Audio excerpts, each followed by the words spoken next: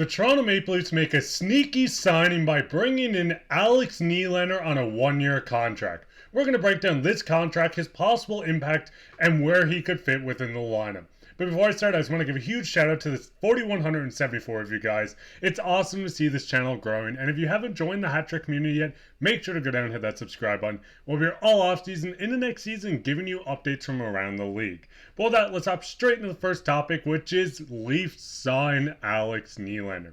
Now, there was so much speculation floating around about Alex Nylander possibly joining the Leafs. The first kind of speculation started when William Nylander was training with Alex all offseason. Yes, they're brothers. Yes, they work out a lot, but it seems like the social media presence was a lot higher. This led straight to today. The Leafs signed Alex Nylander to a one-year AHL contract. Now, the biggest thing with Alex Nylander is, yes, he hasn't found his footing in the league. A guy that's been looking for a home for quite some time. We've seen him jump from the Pittsburgh Penguins to the Columbus Blue Jackets, and now he is finally on the Toronto Marlies.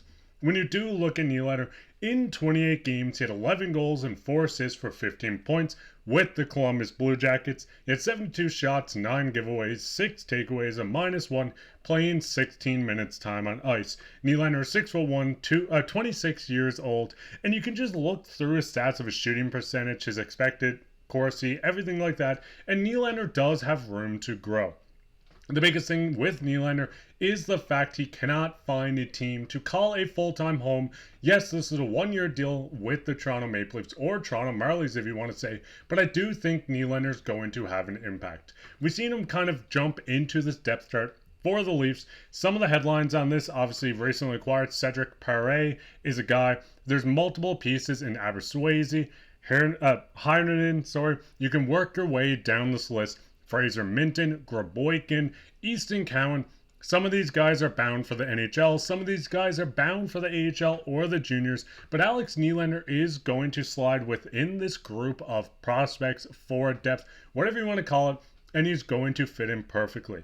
Now, the biggest thing is, like I said, Nylander has jumped around quite a bit. You're looking through the list of teams drafted by the Buffalo Sabres, 8th overall in the 2016 draft. You can work your way down, see him go from the Buffalo Sabres to the Chicago Blackhawks, 2 years with the Pittsburgh Penguins, and then finishing off this season after being traded by no one other than Kyle Dubas to the Columbus Blue Jackets. And it kind of leads you back to his elite goal scoring, like his brother, really started to show, and he found his footing with scoring goals when joining Columbus. You can see in 28 games, he was scoring almost at a goal every 2 games. This was a huge improvement from his recent seasons. If you're working your way back with the Pittsburgh Penguins, in 5 games he had 0 goals. You can see in 9 games with the Penguins in the season prior, 1 goal. You can work back to the Chicago Blackhawks, where he had the second most goals in his NHL career, 65 games played, 10 goals, 16 assists for 26 points. Work your way back, and as you can see, the goals have never really been there, but getting more ice time, getting more minutes, playing in an organization in their middle 6 and their top 6 really show that Nylander can blossom into a guy that can put up consistent points for you, putting up 15 points in those 23 games on a not-so-good Columbus team. Now, as I said, this is a AHL deal. This is not bringing him in to say, hey, he's going to hop straight into this top 6 for the Leafs. He's going to take Nick Robertson's spot. No, he is bound to join this group of forwards, and yes, Easton Cowan may make the Leafs roster, but a lot of these forwards on the Toronto Marlies and try to find his footing. This is a guy that can sign an NHL deal, a 2-way deal, to join the Leafs at some point in the season. With the AHL deal, we will not see Nylander join the Leafs unless that changes at all. This is a strictly AHL contract, as you can see. That was tweeted by the Toronto Marlies. Now, the biggest thing and why I do think they signed him is obviously William Nylander and his brother Alex Nylander are super close.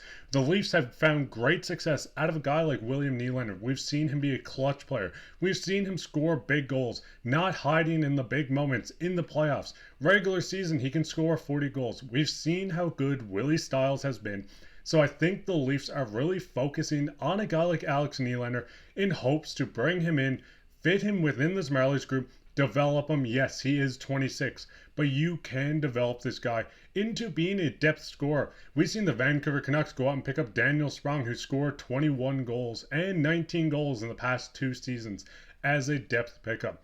The NHL is bound with injuries. Every team is going to deal with injuries. And the Toronto Maple Leafs need forward depth, so bringing in a guy like Nylander, hoping you can unlock that next potential. The reason why he was drafted 8th overall by the Buffalo Sabres. If you can tap into this at all, get a guy that can score you 20 goals. Maybe he comes in as a Nick Robertson replacement. Maybe he comes in as just the extra forward that can score goals for you and be consistent on offense when in this lineup. It's going to be quite interesting to see how Nylander really gets within this lineup. And obviously, me saying Nylander, I'm talking about Alex. Now that the Leafs have 2 Nylanders within this organization, it's going to be quite funny if we do see Willie and Alex play on the same line, because the broadcasting is going to be awesome when you hear Nylander to Nylander for a goal. But let's get straight into the second topic, is where does Nylander fit? Now, obviously, as I said, he is AHL bound, but let's look at this in the realm of if he does make the NHL team by getting a NHL or two-way contract. When you're looking at this group, I do like the center depth on this team quite a bit. I do want the idea, and I do like the idea, I should say, of the Leafs looking around and finding that third line center. I think Max Domi has played outstanding on the wing.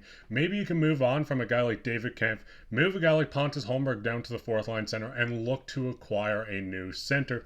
But overall, looking at this lineup, the left wings is where things kind of drop. Obviously, on right wing, Mitch Marner, William Nylander, Jarnkrok, Croak, and Ryan Reeves. These guys seem pretty set. We'll see Ryan Reeves kind of jump in and out of this lineup.